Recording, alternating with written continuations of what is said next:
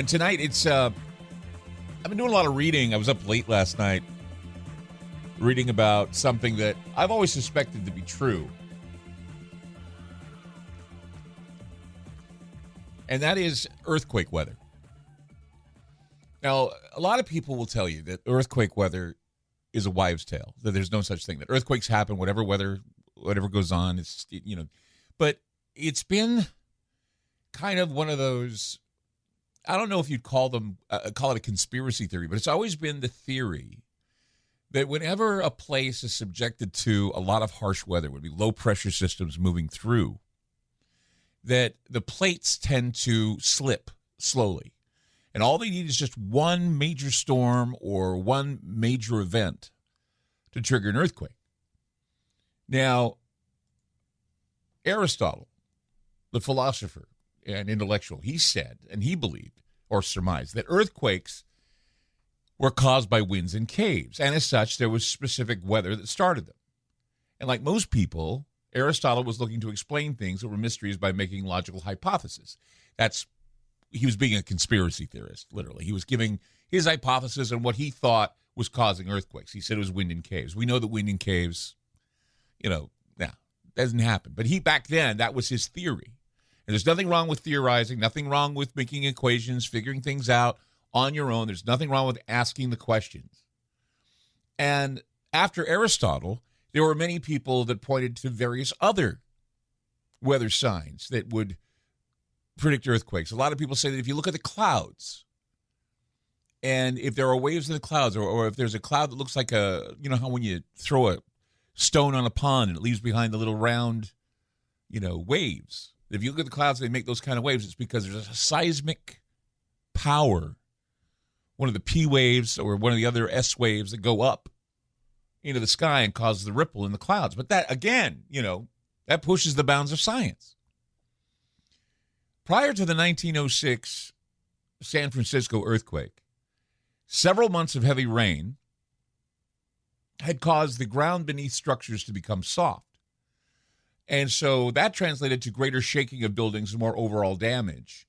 But they claimed that the devastating rains did not trigger the earthquake, but it was part of the damage that the earthquake caused.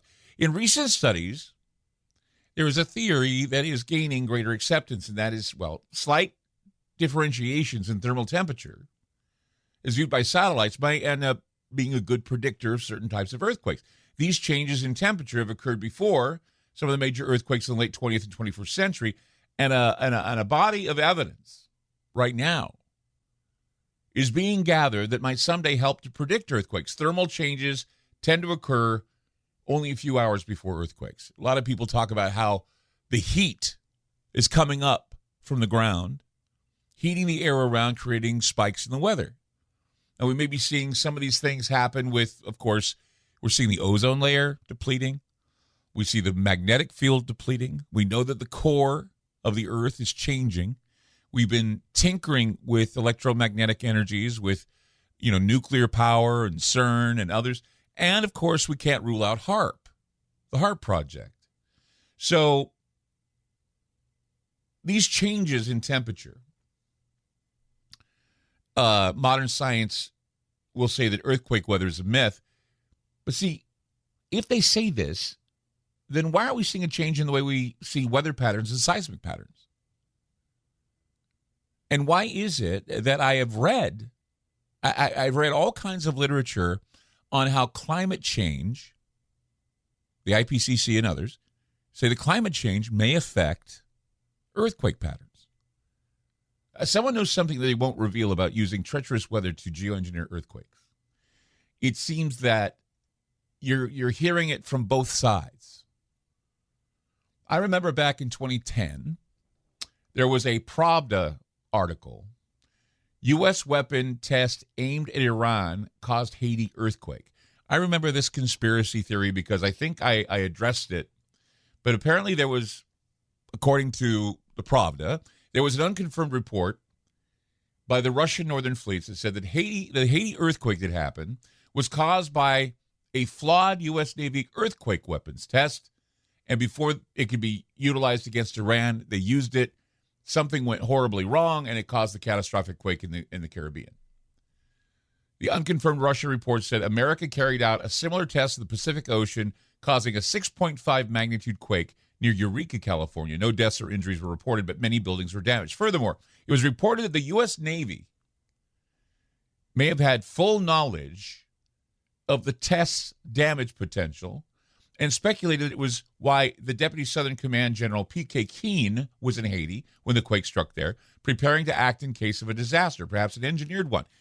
I don't know how many times, and it wasn't just conspiracy theorists that were talking about this. There were a lot of people who were involved with the geoengineering process or know of geoengineering processes that said that the Haiti quake showed all kinds of signs of being geoengineered, quite possibly geoengineered from heavy weather problems they had earlier with hurricanes and cyclones.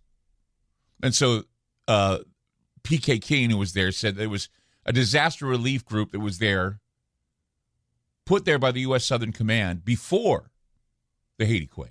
So they were already setting up shop there. So the U.S. Southern Command in Miami was there one day prior to the earthquake. And the reason why was because they were doing a pre-disaster simulation. And what the pre-disaster simulation was the impacts of a hurricane in Haiti. And one of the impacts, one of the eventual things that happen is an earthquake. So when the quake struck, this group was in an advanced stage of readiness, and the next day Southcom implemented the system. It's just bizarre that they were there a day before. They were running exercises about earthquakes and hurricanes, connecting both hurricanes and earthquakes, again, for that wives' tale of earthquake weather.